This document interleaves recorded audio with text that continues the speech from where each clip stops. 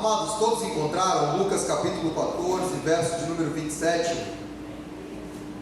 Olha o que diz o texto sagrado. Se coloca em pé, vamos fazer esse exercício, né? O sangue circula, o cansaço vai embora, o sono vai também, ajuda na concentração, oxigena o cérebro. Lucas, e mostra também a nossa reverência à palavra do Senhor, porque a palavra de Deus é santa. Amém? Diz assim o texto sagrado: e qualquer que não tomar a sua cruz e vier após mim, não pode ser meu discípulo. Eu vou repetir: e qualquer que não tomar a sua cruz e vier após mim, não pode ser meu discípulo. Sente-se, louvando, glorificando o nome do Senhor. Amados, um texto um tanto quanto curioso, vamos dizer assim, vou usar essa expressão.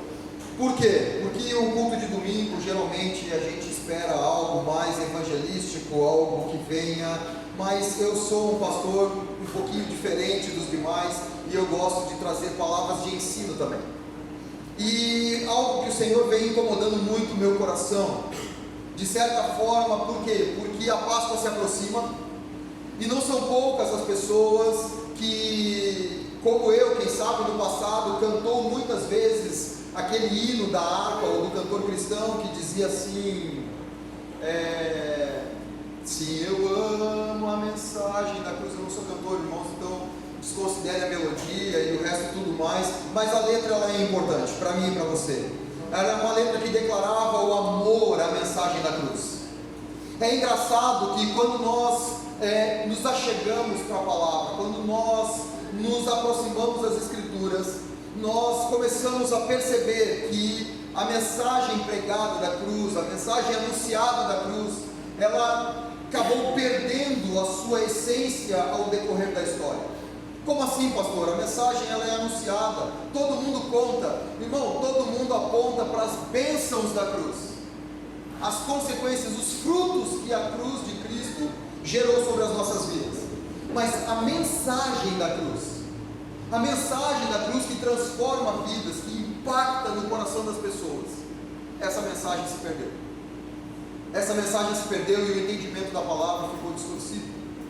Porque muitas das vezes a gente olha para a mensagem da cruz e pensa logo, a primeira coisa que nos vem à cabeça: o amor de Deus manifesto na cruz. Essa é a mensagem da cruz. Não, esse é o fruto da mensagem da cruz. Essa é a consequência gerada pela mensagem da cruz. Nós podemos pensar que, não, o poder de Deus manifesto na cruz, essa é a mensagem. Não, é o fruto. É o fruto gerado pela cruz. Porque pela morte de Jesus na cruz, o perdão de Deus, a reconciliação, foi estendida a todo o que crê. Então, mas há uma mensagem. Há uma mensagem específica que, sim, Jesus trouxe essa mensagem para os seus discípulos. O apóstolo Paulo fala a respeito dessa mensagem para que eu e você pudéssemos compreender o que ela pode gerar nas nossas vidas. Então, aproximando a Páscoa, nada mais justo e nada melhor do que nós, eu e você, entendermos a verdadeira mensagem da cruz. Qual é a verdadeira mensagem? Mensagem a qual o próprio Jesus está dizendo aqui: qualquer que não levar a sua cruz e não vier após mim, não pode ser meu discípulo.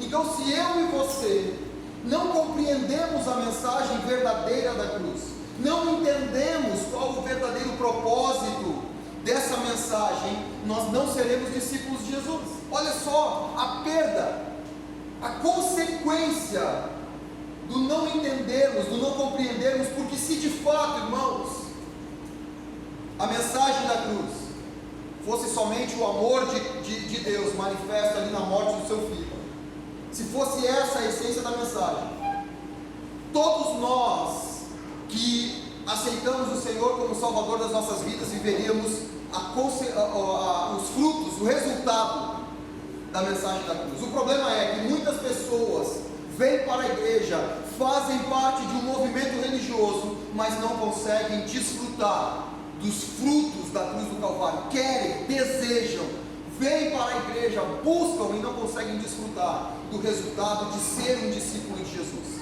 Não conseguem viver um discipulado de Jesus autêntico. Por quê? Porque não se atentou à mensagem verdadeira da cruz. Existe uma mensagem a qual Cristo trouxe para nós. Porque quando Jesus está falando isso aqui em Lucas, no capítulo 14, verso 27, a multidão, as pessoas que o ouviam, eles entendiam o significado dessa ilustração. Eles sabiam exatamente o que Cristo estava falando. Eles compreendiam. O problema é que ao longo da história, eu e você perdemos o contato com o significado da cruz. Eu e você perdemos a origem, a proposta que era utilizada a cruz do Calvário. Eu e você nos desconectamos, houve uma disruptura entre o verdadeiro entendimento da cruz e aquilo que nós vivemos nos nossos dias. Porque quando Jesus estava falando para essa multidão, ele tinha em mente a compreensão que eles tinham sobre a mensagem da cruz. E detalhe, Jesus não tinha morrido. Quando ele está ensinando sobre a cruz, quando ele está trazendo o significado da cruz, ele ainda não tinha morrido. Então ele está ensinando os discípulos algo que gera em mim e você uma compreensão, para proporcionar em nós a colheita de todos os frutos que a cruz do Calvário gera para nós. Uma colheita de salvação, uma colheita de redenção, uma colheita dos frutos que tudo isso vai gerar na minha e na sua vida. Frutos de justiça, frutos de glória, e tudo isso proporcionado pela compreensão e o entendimento dessa mensagem. Será que nós de fato entendemos o que era a cruz do Calvário? Com que propósito os romanos usavam a cruz? Qual que era a intenção? Porque Jesus, irmãos, ele conhecia muito bem o andamento da época, os julgamentos e tudo como era feito. E quando ele usa essa ilustração aqui, ele usa com base na compreensão das pessoas que o ouviam. Todas as ilustrações de Cristo, elas são simples, porque era para alcançar o entendimento e a compreensão das pessoas da sua época. Jesus queria que as pessoas compreendessem. Jesus queria que eles entendessem. Mas nessa passagem de Lucas 14, muitas pessoas o seguiam, multidões ovacionavam ele como Senhor, como Mestre, queriam ser discípulos de Jesus, queriam caminhar com ele. Mas Jesus traz para ele a compreensão. E para que a gente possa entender, eu vou contextualizar vocês. Porque naquela época, quando a palavra de Deus, quando Jesus na verdade usa essa ilustração, e a Bíblia Sagrada nos traz essa mensagem de Jesus para os seus ouvintes, ele estava falando para pessoas que viviam no momento da história em que os romanos conduziam todos os seus criminosos a uma condenação. Por quê, irmãos? E eles tinham que carregar o madeiro, eles tinham que carregar a sua cruz. Cada criminoso era responsável por carregar a sua cruz. E detalhe, a cruz era feita sob medida. A cruz ela era feita sob medida para a pessoa. E para quem não conhece um pouco da contextualização dos fatos, Jesus ele foi condenado de última hora à morte de cruz. Foi ou não foi? Então não tinha cruz para o tamanho dele. Barrabás era maior do que Jesus. Por isso que a história conta que os soldados tiveram que deslocar os braços de Jesus para alcançar o buraco do cravo onde eles tinham que pregar na mão dele, para que ele ficasse fixo no madeiro.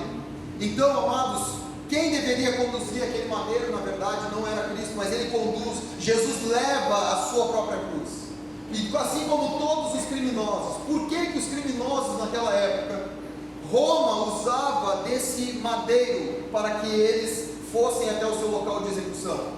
Para mostrar para todos que assistiam que aquelas pessoas agora estavam submissas a Roma.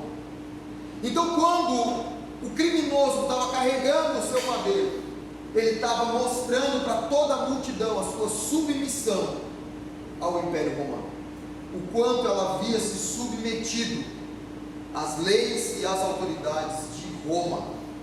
Por isso a execução era feita dessa forma, e cada criminoso precisava carregar a sua própria cruz.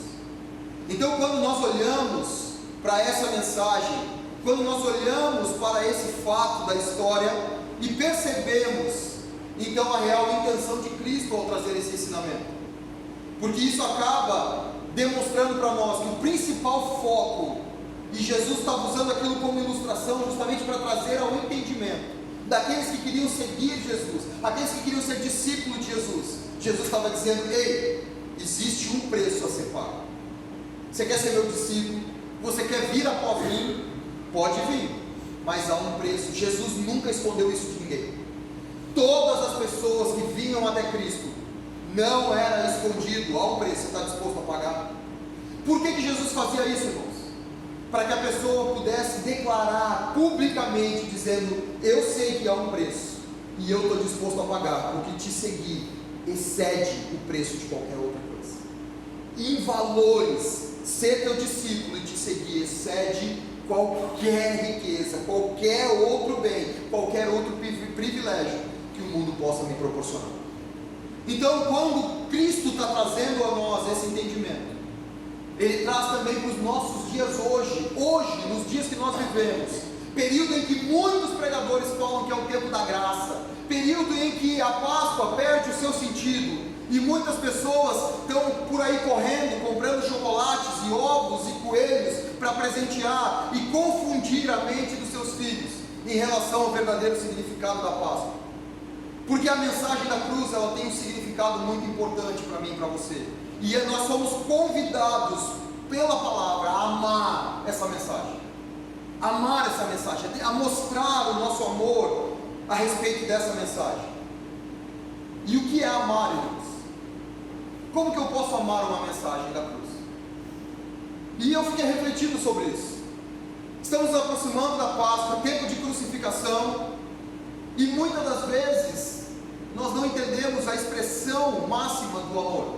O que é amar a mensagem da cruz, como Jesus, como Deus nos amou? Entenda isso, como que Deus amou a mim e a você. A palavra de Deus diz que Deus amou o mundo de tal maneira que deu o seu único Filho, para que todo que nele crê não pereça, mas tenha vida eterna. Mas a palavra de Deus diz também que Jesus nos amou, se entregando por nós e sendo obediente até a morte, e morte de cruz.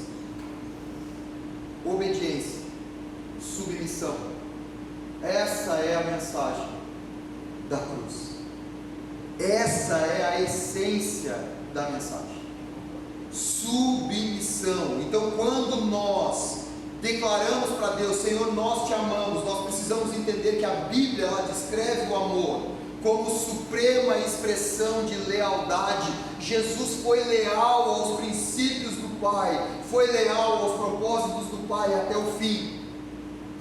E lealdade, irmão, não é concordar com o que Deus está fazendo. Lealdade é obedecer mesmo que você não concorde. Isso é lealdade. Ser leal não é o fato de eu concordar com o que está sendo feito, mas ser leal é fazer de tudo para que aquilo dê certo, mesmo que eu não concorde. E na igreja nós somos chamados a viver essa lealdade, porque não é como eu quero, é como Deus quer. E se há uma autoridade posta sobre as nossas vidas, colocada por Deus, a gente precisa entender que toda direção dada a essa autoridade é uma direção de Deus para as nossas vidas, gostando eu ou não, aceitando eu ou não aceitando.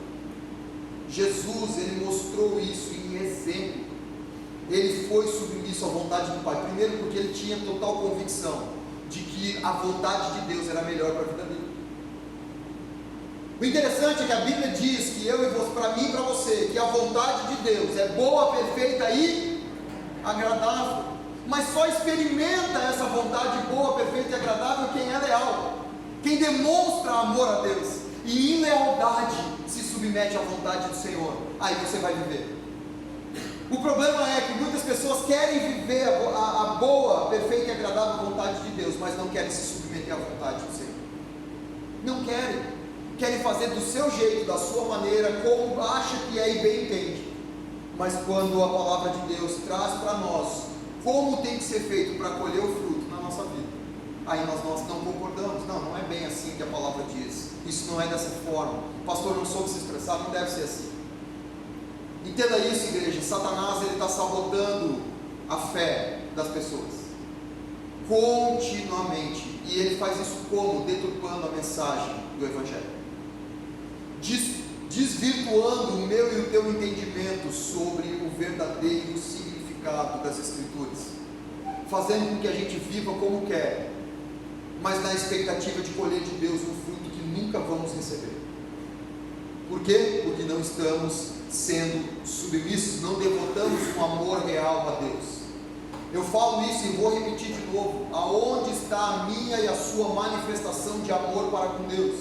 Jesus disse: aquele que me ama tem os meus mandamentos e os guarda.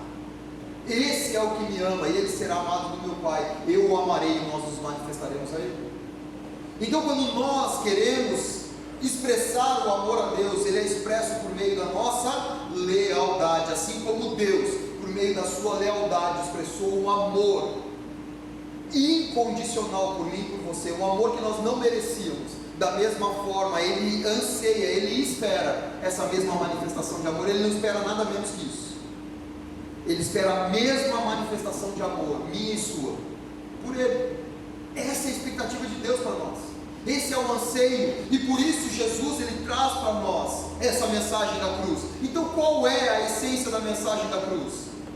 Justamente Jesus, ele estava vivo quando ele traz para nós essa mensagem, quando ele prega para as multidões que o seguiam, dizendo: ei, você quer ser meu discípulo, você quer vir após mim, maravilha, mas você tem que carregar a sua cruz. Você precisa carregar a sua cruz. E essa cruz, ela diz respeito à submissão a um reino. Existe um reino, o qual Cristo é Senhor. Existe um reino onde Deus está expandindo espiritualmente sobre a face da terra. Um reino do qual eu e você dizemos que somos parte desse reino. Somos participantes. Mas Jesus está dizendo: você é meu discípulo se você mostrar submissão ao reino. Se você mostrar que você de fato se submeteu à vontade plena e absoluta do Pai. Como que está a nossa submissão? Como que nós estamos de acordo com essa vontade? De acordo com esse preço? Jesus está dizendo: há um preço a ser pago. Esse preço é um preço de submissão, é um preço de você se sujeitar à vontade de Deus, mesmo que você não concorde, mesmo que em algum momento você diga: não, eu vou até aqui, daqui para lá eu não vou. Entenda que daqui para lá você não está sendo submisso, você não está mais pagando o preço, porque o preço ele é pago quando a minha vontade é anulada.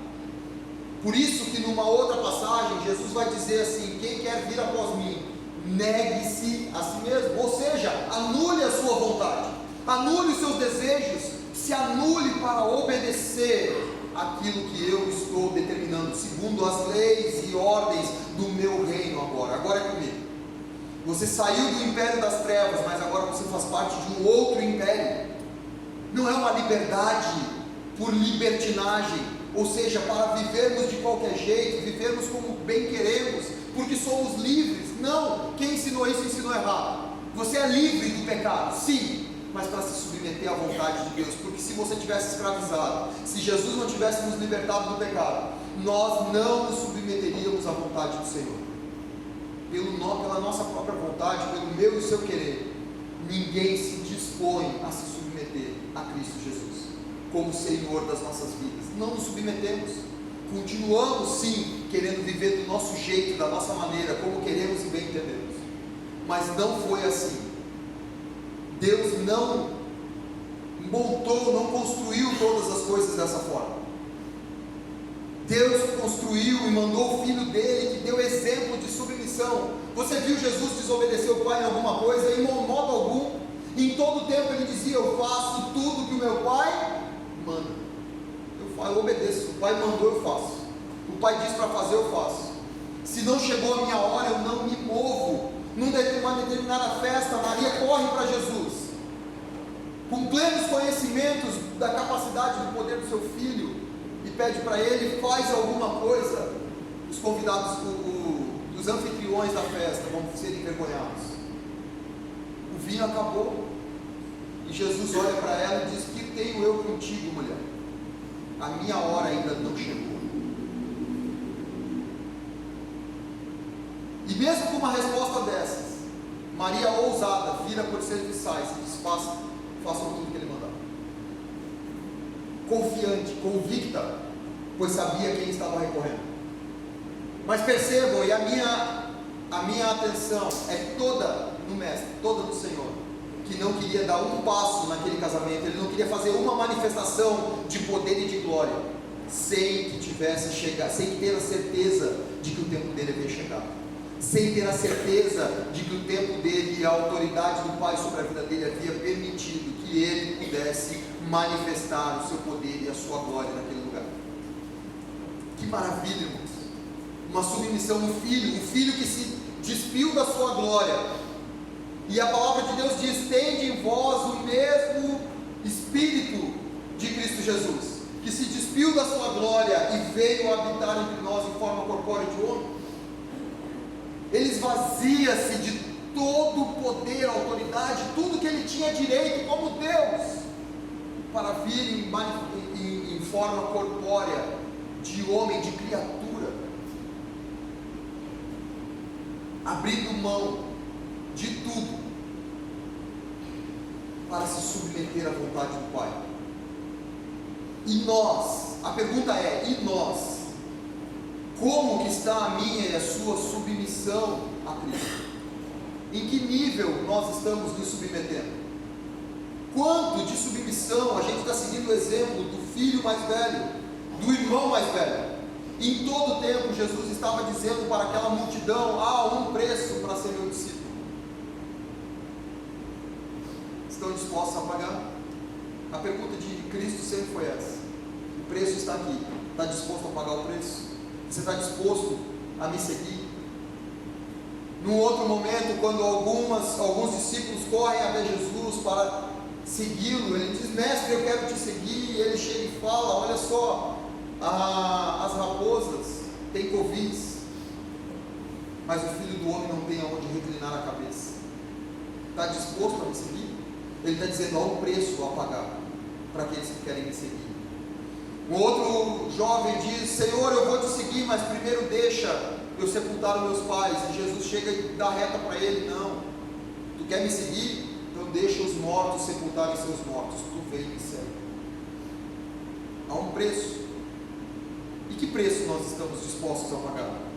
O Mestre nos convida: você está disposto a viver uma submissão total? Porque muitas das vezes, irmãos, para não ter inimizade entre os nossos entes queridos, nós não nos submetemos à vontade absoluta e plena do Senhor. Antes queremos agradar aqueles, porque achando que agradando eles vamos estar ganhando a alma deles para o Senhor. Quanta ilusão! Você não é o Espírito Santo. Não é você que vai convencer o seu parente, o seu familiar. E detalhe, você acredita mesmo que desobedecendo a vontade de Deus para agradar os seus familiares, você vai conquistá-los para o Senhor? Você acredita? De coração, seja honesto. Você acredita mesmo que isso vai acontecer? Se não é você que vai convencê-los do pecado, da justiça e do juízo, não há o que você faça para que as pessoas sejam salvas. Na verdade, tem uma coisa que você pode fazer: se submeter à vontade de Deus é o que vai fazer com que os teus familiares se salvem. Porque Paulo foi enfático ao carcereiro: crê no Senhor Jesus e será salvo tu e a tua casa. Mas o crer que Paulo está convidando é o mesmo que Jesus nos pede: negue-se a si mesmo, tome a sua cruz, submeta-se à autoridade de um rei, e você vai ver toda a sua casa me servir. Creia que você vai ver, porque quando nós cremos, nós nos submetemos. Fé é isso, irmãos. Fé é confiar, fé é acreditar. E quando eu acredito, quando eu creio, eu me entrego. E quando eu me entrego, eu começo a ver os resultados me acompanhando. Eu começo a ver à minha volta as pessoas sendo impactadas por aquilo que Deus está fazendo na minha vida. Eu começo a viver o sobrenatural de Deus, e as pessoas começam a perceber tudo o que Deus está fazendo em meio à vida que eu estou levando na presença do Senhor. Ele nos convida a viver, a renunciar. Em Marcos, no capítulo 8, verso 34, Jesus fala para uma multidão, não é só para discípulo. De repente aquele texto de Lucas você vai dizer: mas pastor, aquilo era para os discípulos. Então vamos lá, Marcos 8,34, a multidão seguia Jesus. E o mestre diz para eles, Jesus fala para toda aquela multidão: se alguém quiser vir após mim, então negue-se a si mesmo, tome a sua cruz e siga. Negue-se. Mate a sua vontade, os seus desejos, e simplesmente submeta-se. Tem um salmo que todos gostam de recitar, mas poucos entendem. E criam falsas expectativas. É um salmo que diz: agrada-te do Senhor, e Ele realizará os desejos do teu coração. Mas irmãos, Deus não vai realizar o desejo do teu coração só porque você está feliz na igreja, pulando, saltitando. Agradar-se é submeter-se. Porque quando eu me agrado de Deus, eu me submeto à vontade dEle. E Ele está dizendo: submeta-se à minha vontade, e eu realizarei os desejos do teu coração. Submeta-se. Faz para mim, e eu cuido de você. Cuida do que é meu, e eu cuido de você. Quando Jesus, ensinando os seus discípulos, diz: busquem em primeiro lugar o reino dos céus e a sua justiça, e as demais coisas serão acrescentadas. Parafraseando o texto, ele está dizendo: cuida do que é meu e eu cuido do que é teu. Não te deixo faltar nada, se você se comprometer e se submeter à minha vontade. Faz, submeta-se, seja obediente à minha palavra. Cumpra tudo aquilo que eu te mando. Numa outra passagem, Jesus vai dizer assim: por que vocês me chamam de Senhor, se não fazem o que eu mando? E isso serve para os nossos dias. Quantas pessoas dizem que Jesus Cristo é o seu Senhor? Mas aí você para observar, não precisa nem analisar muito, para observar a vida dela, e ela não obedece às Escrituras. Que senhorio é esse? É sério, você acredita mesmo que não obedecer a palavra caracteriza você como um servo de Cristo? Simplesmente dizer que é um cristão, um servo de Jesus, não diz. Você não é discípulo. Você foi chamado para ser filho de Deus, como Jesus é. Esse é o chamado da cruz. Submissão. Ele está dizendo: sejam submissos, e vocês terão todos os frutos da cruz. Todos. Quais os frutos da cruz, pastor? Isaías diz para nós um pouquinho deles. Ele diz que Ele levou sobre si as nossas enfermidades, o castigo que nos traz a paz estava sobre Ele, e pelas pisaduras dele nós somos sarados. Sarados, curados. Paz que excede entendimento, cura para as nossas vidas e para a nossa alma. E quantas pessoas que nós conhecemos que não vivem isso nas suas vidas? Por quê? Porque não entenderam a mensagem da cruz. E quem sabe, na antiguidade, quando nós cantávamos, não havia um louvor abençoado assim, né? E nós cantávamos no violino, no piano e com outros instrumentos, cantávamos aqueles hinos da harpa, dizendo: sim, eu amo a mensagem da cruz, até morrer eu a vou proclamar, levarei eu também minha cruz, até por uma coroa trocar. Mas estamos carregando a nossa cruz para trocar pela coroa?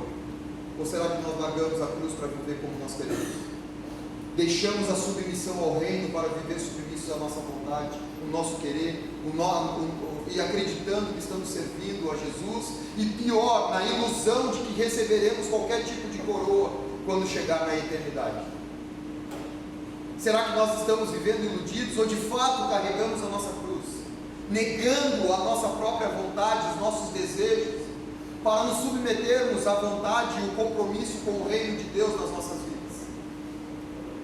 Porque muitas das vezes, irmãos, amados, nos falta viver aquilo que falamos, nos falta de fato tirar a máscara da ilusão e fazer uma análise fria a respeito das nossas vidas, porque Jesus diz: negue-se a si mesmo, tome a sua cruz, ou seja, morra às suas vontades, submeta-se ao reinado do Senhor e me segue.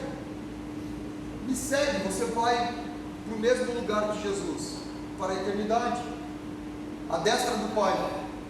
Há algo nos esperando, mas o que nos espera de fato? Como que está a nossa vida? Seguir a Jesus, irmãos, ou seja, carregar a nossa cruz, mostra o nível de submissão exigido neste processo. O quanto Deus exige de nós. Não é só aceitar. Ah, pastor, mas está escrito: se com o teu coração creres e com o teu lado confessares o Senhor Jesus, será salvo. Amém? Mas quem crê com o coração, obedece. Quem crê com o coração se submete a uma vontade absoluta, plena, confia. Quem crê com o coração, confia num Deus que provê, confia num Deus que cuida, confia num Deus que não vai deixar faltar nada. O que nos afasta de Deus, irmãos? O meu e o teu cuidado com nós mesmos. Isso é o que nos afasta do Deus que nós servimos. Por quê, pastor? Porque a minha ocupação, a minha corrida atrás do dinheiro, atrás das provisões, me impedem de estar na presença do Senhor. Me impedem. O meu desespero, porque a pessoa não basta trabalhar ali a carga horária que ela tem, ela precisa trabalhar as 24 horas do dia, porque nunca é suficiente. Não, eu preciso de mais. Só que quando você faz isso, irmão, você esquece, você deixa de viver na sua vida princípios valiosos. Aprenda isso, igreja. Pega esse ouro agora. Toda vez que você se ocupa correndo atrás da sua própria provisão, você perde a oportunidade de ver o Jeová Jireh na sua vida. Você perde. Você vai lá e se ocupa com 2 empregos, porque acha que por muito trabalhar vai suprir além daquilo que você precisa e você vai viver tranquilo. Aí você rompe o princípio principal da vida e você acumula prejuízo na sua saúde. E começa o desgaste emocional leva ao desgaste físico, a consequências no seu corpo físico, consequências de uma sobrecarga emocional, hipertensão, diabetes e uma série de outros problemas que muitas vezes são originários e começam na nossa alma e depois afetam o nosso corpo. Não poucos acabam amargurados, entristecidos, e depois vem a consequência, o câncer e o desespero, porque não viveu os princípios estabelecidos por Deus, não conheceu o Deus da cura de tudo isso, não conheceu o Deus da provisão, não conheceu o Deus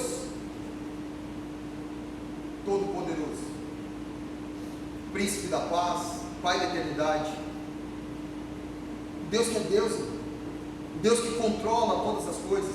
E Ele diz: se nós o buscarmos, quando nós vamos à face do Senhor, quando você busca a face de Deus, a Bíblia diz que as bênçãos do Senhor te alcançam.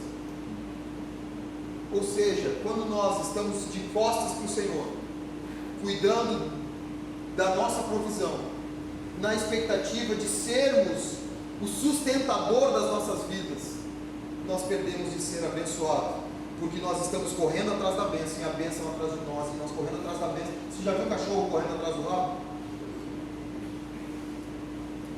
Se ele para, é bem mais fácil, não é verdade? É mais ou menos o que Deus quer dizer para nós: para na minha face, e as minhas bênçãos te alcançam, porque elas estão correndo atrás de você e você atrás delas. Então, quando nós passamos a acreditar nesse cuidado, o Senhor, Ele faz com que todas as coisas nos alcancem. Então, quando eu paro e me submeto à vontade de Deus, quando eu me deixo ser ministrado pelos ensinamentos do Senhor e me submeto à vontade do meu Senhor, as bênçãos do Senhor me alcançam. As bênçãos do Senhor, elas vêm sobre a minha vida. Só que o nível de esforço que é exigido de nós é o nível de submissão. E era isso que Jesus mostrava. Ele apontava para a cruz dizendo: ei, existe um nível de submissão no qual você precisa se submeter, no qual você tem que aceitar e se deixar. E nós, o legal é isso, nós devemos amar isso.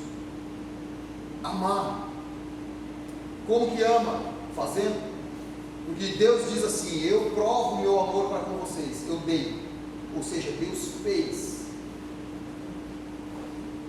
fez algo por nós. E da mesma forma Jesus diz: quem que prova que me ama? Quem que é o que me ama? É aquele que tem os meus mandamentos e os observa, os guarda. Então guardar os mandamentos do Senhor é aplicá-los, é praticá-los, é obedecê-los nas nossas vidas. Há um preço para a colheita. A questão é quem está disposto a semear, quem está disposto a viver isso. Porque quando nós amamos isso, irmãos, nós fazemos a vontade de Deus nas nossas vidas, nós cumprimos a vontade dele, em meio às dificuldades do presente, em meio à falta de perspectiva futura, nós nos submetemos, independente daquilo que vemos. A gente acabou de cantar um louvor aqui que dizia, né, não é por aquilo que eu vejo, não é por aquilo que eu sinto, é porque eu sei quem Deus é. Mas o problema é que eu só posso expressar isso na prática, na minha vida, se de fato eu sei quem é Deus. Porque se eu não sei quem Deus é, eu canto, mas não vivo. Eu canto, mas eu não observo. Eu canto, mas eu não vou viver aquilo que eu estou cantando. Mas a expectativa de Deus para você é que você seja feliz. Mas pastor, onde é que está a essência da felicidade? Na presença de Deus. Está depressivo, está triste, está angustiado? Pastor, aonde está a solução para tudo isso? Amado, na presença do Senhor. O que Davi fala para mim e para você? Na presença de Deus há abundância de alegria. O problema é que a gente ainda não aprendeu a entrar na presença de Deus. Por quê? Porque a gente não se submete. A gente não se submete. A gente quer entrar do nosso jeito. A gente quer ir de qualquer jeito e acha que Deus atende de qualquer jeito. Por quê? Porque fomos ensinados errado. Fomos ensinados que nós vivemos tempo em que não tem mais preço a ser pago, porque Jesus pagou tudo na cruz. Mentira! Ele pagou o preço pelo pecado. Mas há um preço para se conquistar tudo que foi conquistado por nós. E esse preço se chama submissão, renúncia. O que nós estamos dispostos a renunciar, irmãos, para viver o que a palavra promete? Irmãos, é muita bênção, são muitas promessas para nós. Porque Paulo, ele também vai dizer para nós que a mensagem da cruz, ela é loucura dos que se perdem. Só que eu fiquei pensando em casa, como é que pode a mensagem da cruz ser loucura, se a mensagem de Deus fosse, né, que não é como eu acabei de ensinar vocês, mas se a mensagem de Deus fosse o amor de Deus manifesto na cruz, não é loucura. Quem que não quer ser amado? Mas a Bíblia diz que para os que se perdem é loucura a mensagem da cruz. Mas como que pode o amor ser loucura, irmãos? É loucura amar? É loucura se sentir amado? Não. A loucura é submissão a uma vontade da qual você não concorda. Submissão a querer viver em santidade. Porque a palavra de Deus, ela nos convida a viver em um outro reino, a uma outra perspectiva de vida. E essa perspectiva diz respeito a uma vida de santidade, diz respeito a uma vida transformada, diz respeito a você viver uma vida como filho de Deus, em meio ao mundo pecaminoso e perverso. Você agora é filho, você não é mais bastardo, você não é mais um pecador caminhando para o inferno, você agora é filho, e como filho a gente precisa se submeter à vontade de Deus, e Ele traz isso para nós, porque é loucura para os que se perdem, mas é poder de Deus. E aí agora vem a parte boa. A mensagem da cruz é loucura para quem se perde, mas é poder de Deus. Quem não quer o poder de Deus? Quem não quer viver o poder de Deus na sua vida? Como que faz isso, pastor? Submissão, obediência. A mesma coisa que a loucura para os outros faz com que aqueles que se submetem, que vivem essa vontade, essa perspectiva, vivam o poder de Deus nas suas vidas. Vivam o cumprimento da palavra de Jesus, porque o Senhor promete e Ele cumpre. Outra promessa do Senhor para mim e para você: aquele que crer em mim, como diz as Escrituras, obras maiores que as minhas fará. Você já parou para pensar nisso? Qual é o nível da nossa fé? É o tamanho das nossas obras. Qual é a proporção da minha submissão ao Evangelho? É a mesma proporção com que as minhas obras se manifestam. A mesma proporção com que as minhas obras refletem a glória de Deus. Se eu reflito um poder maior que o de Jesus na minha vida, é porque eu estou crendo como diz as Escrituras, é porque eu estou vivendo uma vida de submissão à palavra de Deus. Eu não estou vivendo como loucura, eu não estou recebendo a mensagem como loucura, mas eu estou recebendo ela com fé, com amor, e começo a manifestar o meu amor para com Deus por meio das minhas atitudes, por meio da minha vida, por meio daquilo que eu faço. E quando eu começo a manifestar o meu amor, Deus automaticamente responde na mesma proporção. Deus responde. O que você precisa receber de Deus? Submeta-se. Eu quero repetir um testemunho que eu recebi aqui.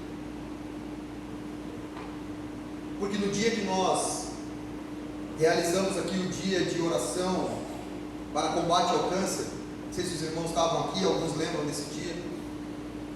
Na mensagem que eu ministrei, eu falei para as pessoas que me ouviam: Deus cura na mesma proporção que você está disposto a entregar a sua vida para Jesus. Na mesma medida que você está disposto a se entregar, Deus age na mesma proporção nas nossas vidas. É recíproco, mas o primeiro passo é nosso. Sempre foi. Na Bíblia Sagrada você não recebe para fazer, você faz para receber. Mas você faz por fé. E naquele dia, uma pessoa tomou um passo, uma atitude, e dos seus lábios ela disse: eu quero entregar a minha vida ao Senhor. E depois ela foi fazer, ela estava com leucemia. Obrigado, alguém sussurrou aí. Ela estava com leucemia. E depois ela repetiu os exames, e ela foi curada. Ela foi curada. E ela testemunhou isso para o Uber que estava levando ela para casa, porque o médico não conseguiu acreditar no que ele estava vendo. Ele disse: isso aqui não pode acontecer. Mas o nome do Senhor foi louvado e foi glorificado. Porque, irmãos, ela deu o primeiro passo. Deus conhece o nosso coração, Deus viu a atitude de fé que ela exerceu. E nessa mesma proporção, Deus mostra, porque aquilo que é loucura para os que se perdem é poder para mim e para você. Por isso, meus irmãos, amar esta mensagem, na verdade, é uma condição para a nossa salvação. É levar a cruz para trocar pela coroa. Ou seja, conduzir uma cruz nos nossos dias, para que quando chegamos na eternidade, a gente tenha uma coroa para receber. Mateus capítulo 10, verso de número 38, vai dizer: quem toma a sua cruz, e quem toma a sua cruz e não segue após mim, não é digno de mim. Quem não toma a sua cruz e não segue após mim, não é digno de mim. Jesus está dizendo. Ou seja, qual que é a mensagem da cruz? Ou você se submete e você é digno de Jesus. Se você não se submete, e não sou eu que estou dizendo, irmãos. Não sai por aí dizendo: olha, a interpretação do pastor Everson lá não gostei não. Eu vou naquela outra igreja lá, porque lá eles pregam, né, algo mais agradável aos ouvidos. Não é eu que estou falando, é Jesus que está dizendo. As palavras aqui são do Senhor, não são minhas. Eu simplesmente estou trazendo o que muitos não falam. Nós estamos vivendo dias em que a fé está se acabando. Por quê? Porque a mensagem está sendo deturpada e distorcida. A verdade não está sendo anunciada. E a verdade é: ou você se submete e você é um discípulo de Jesus, você é digno de Jesus, ou você não se submete, você não é digno de Jesus. É simples assim. Não, pastor, mas e o meio termo? Não tem. Não tem meio termo. Não tem. Apocalipse, Jesus vai dizer: ou você fala para a igreja ainda, ele diz: ou você é frio ou é quente, porque você é morno, eu vou te vomitar. Morno não serve para Deus. Ou é ou não é. Ou é frio ou é quente. Não tem meio termo, irmãos. Não tem meio termo. Então a palavra de Deus, ela diz que ou a gente é, ou a gente não vai ser nunca. Esse nível de amor nos faz, na verdade, suportar tudo por Cristo. Os discípulos eram levados à cova Os discípulos eram levados à arena para serem comidos pelos leões. E lá, meus irmãos, eles louvavam a Deus. Você não via ninguém reclamando, xingando o imperador, as pessoas que condenaram eles. Eles iam para a arena louvando, glorificando, feliz da vida, porque foram achados dignos de morrer por causa de Jesus. Feliz. Paulo e Silas estavam encarcerados na prisão. Estavam lá amarradinhos, jogados no escuro. Quem sabe eu e você estaríamos lá, Jesus, por que eu vim parar aqui? Eu estava fazendo a tua vontade, eu estava anunciando o teu reino, agora eu estou aqui preso, no escuro. Os negócios lá naquele tempo não tinha energia elétrica, né, irmão? Então, imagina como é que era o cárcere. Era escuro, mas eles começaram a cantar, eles começaram a louvar, e eles louvavam de coração, eles estavam felizes porque eles estavam presos. Feliz.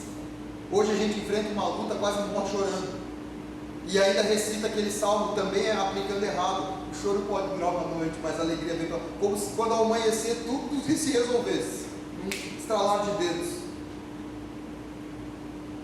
Quando na verdade eles estavam lá encarcerados e cantando, louvando a Deus, quando as paredes da prisão começaram a tremer, as portas das cadeias se romperam, abriram, e o carcereiro tremendo na base, se alguém descobrisse o que tinha acontecido, se os presos tivessem escapado, ele pagaria com a vida. E quando ele puxa da espada para se matar, Paulo grita lá de dentro: ei, não te faças mal, nós estamos aqui. Agora te coloca no lugar de Paulo, irmão. Você está lá louvando, adorando, tremeu as paredes do negócio, abriu as cadeias. Você ia ficar lá sentado esperando o carcereiro tentar tirar a vida dele? Ah, fala a verdade. A gente ia olhar e dizer: oh, Deus me libertou, corre, corre. Se alguém nos pegar no caminho, pensa, mas vamos correr, aproveita a oportunidade. Foi Deus que deu. Deus libertou e eles não fugiram do compromisso deles de preso. Ficaram lá, salvaram a vida do carcereiro, ganharam a alma dele para Cristo, e toda a casa dele também se converteu pela salvação da vida dele.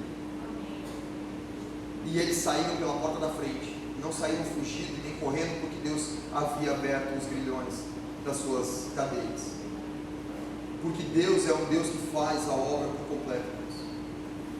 Por isso, quando nós sofremos oposição, sofremos e encaramos até circunstâncias de morte, nós amamos a Cristo, porque nós temos o entendimento que a mensagem da cruz é a mensagem de submissão. Eu me submeto à vontade do Senhor, então pode vir o que vier, eu estou disposto a pagar o preço que for por amor a Cristo, por amor ao Evangelho, por uma vida de santidade, por uma vida de retidão, para viver o sobrenatural de Deus nas nossas vidas. Qual o nível de entendimento que nós temos sobre a mensagem da cruz? Qual que era a sua perspectiva? Quando alguém perguntava para você qual é a mensagem da cruz, o que vinha à sua mente? Possivelmente o que vinha a minha também há muito tempo atrás. Até o momento eu acreditava que a mensagem da cruz era assim, aquilo que hoje eu entendo como fruto da cruz, a salvação, porque depois que Cristo prega a mensagem da cruz, é que ele vai para o madeiro, em submissão à vontade do Pai, porque ele vai lá para o monte orar, transpira a gota de sangue, diz: Pai, se possível for, passa de mim esse cálice, mas se não, seja feita a tua vontade, e não a minha. Faz a tua vontade.